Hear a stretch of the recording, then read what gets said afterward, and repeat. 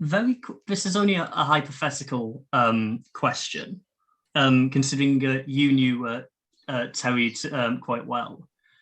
Do you think he would have liked the idea of the Time War? Just something off the top of my head. Do you think he'd like that idea of the Daleks and Time Lords going at it in a war? Oh, I think he would have thought it was perfectly inevitable, Mm. because the two of them would be on a collision course. Unfortunately, that was bound to happen. Yeah. Yeah, I think he would have loved it considerably.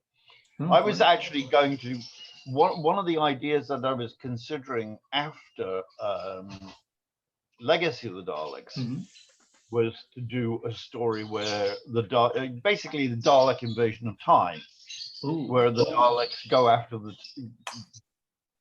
by accident the existence of the Time Lords, and they have a plot underway, which the Doctor emerges in the middle of, where they're going to invade Gallifrey.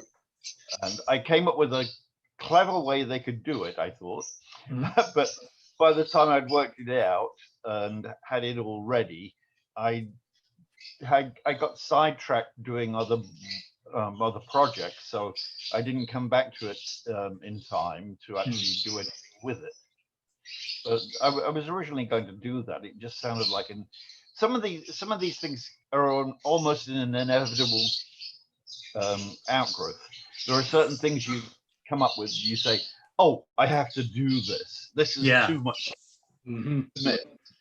I mean, it's like when I did one of my Star Trek novels. My immediate thought was, okay, what are we going to do? What's something that's going to be terribly inevitable? And I thought, the Borg find Deep Space Nine. I mean, I thought that was a dead certainty. So unfortunately, so did my editor when I sent the idea in. He said, no, Paramount will never okay this. They'll want. Yeah.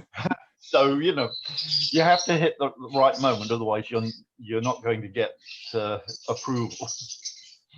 So about the Time War is that it's such a big confrontation idea. It's the ultimate war idea that it would be weird to portray it. Like, how could you do it justice? So I liked how they handled it, where they would only speak of it, and it's like, we must never speak of it. It was a horrible thing. I want to forget it. Yeah, you'd see traumatized characters from it, and it's all in your mind what happened.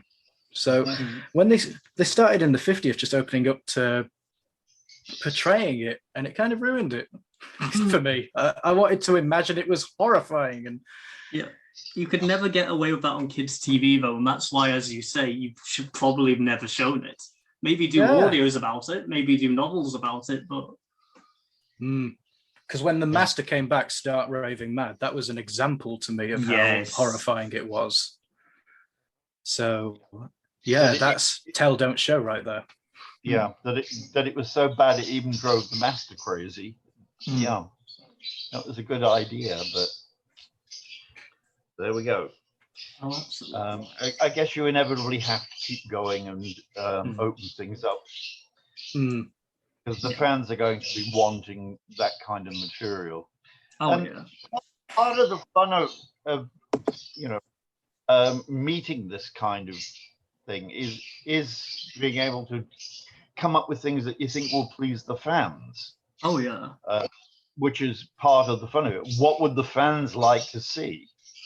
And that was part of how I wrote my books originally. Was to appeal to the fan reader. If you ask me, when it comes to the Daleks, the fans are not asking for that much. No, I don't think so. It's not that hard to make them really awesome. No. They just want to have a good, basically, war story. Because that's how the Daleks are. They fight constantly. So the fans want a good story. That you can get your teeth into, really, and enjoy tremendously. And the Daleks really do meet a great deal of expectations for the fans, I think. More than most other villains. The Cybermen secondarily, I think, but the Daleks are really it when it comes to the villain. Exactly. There's as much potential with them as there is just stories of war itself, basically. Yeah. Because there's nobody that won't fight. Yeah. And it's fairly easy to come up with a Dalek idea. All you have to do is come up with some nasty mechanism that they've evolved for some reason or other, and then just throw them in. And they basically write themselves at times. No, exactly. There's, as long as you have good set pieces with them, as we've said, we like having them be intelligent, but there are good stories where they're not really. I mean, like Parting of the Ways, in my opinion, is one of the better modern Dalek stories, and a lot of that is just them chasing people, you know? Well, I think the real thing you have to do with the Daleks is make them scary. Yes. Make them very... for example, when Rob Shearman wrote Dalek for the Ninth Doctor, I mean, I loved the story because it was, for the first time in a long time, the Dalek was scary. Yeah. One Dalek versus everybody, and you could not guarantee you were going to win because the Dalek could take everybody out. And that was exactly right. I think Terry would have loved that story because it really showed what the Daleks could do. It seemed so designed to confront everything that you would laugh at. It's like, oh, they keep saying exterminate, they don't shoot. It keeps shooting first. Oh, the plunger, it tears someone's face off. Yeah. It crushes their face. Yeah. Oh, the stairs, they can't get up the stairs, flies up the stairs. It was a conga line of failure for the humans. And as a kid, yes, it terrified me. I was up at night. I needed my bed away from the window because I was scared of it rising up from the window. My dad just looked at me and thought, they got the Daleks right. Because look at my son, he's a wreck. Well done. Well done. Yeah. Oh, absolutely. It's one of my favorite Dalek stories, that.